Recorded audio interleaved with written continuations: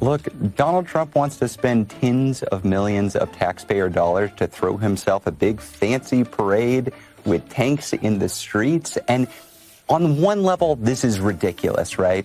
But he is doing this for a reason. This is straight out of the authoritarian playbook. It is wasteful. Why? It is what do we need to show off our military for? Strong men do that because they want to make their citizens cower. They want to say, we are strong, I am here, I have all these weapons, aren't you proud of me? We don't need to do that. We know that our military is multiples the size of anybody else's military on the planet. We don't need them to bring the missiles down Pennsylvania Avenue in order for us to know that. Not about the size. In the last 4 years, morale in the military was down, recruitment was down.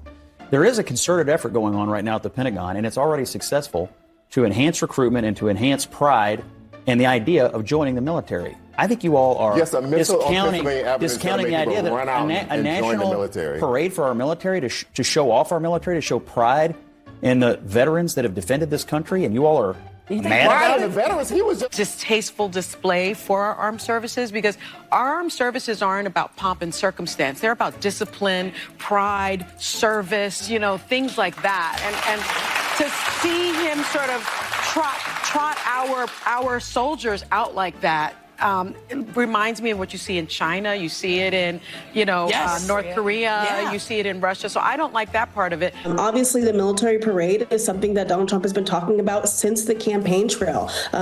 There are other countries that Trump visited when he stepped one foot inside of North Korea that also has things like military parades, right? So we kind of see the genesis of maybe where he's getting some of these ideas. He said he wanted something bigger than something more like the gigantic Death Star military parades held by countries like China and Russia and North Korea. Specifically, Trump wanted tanks.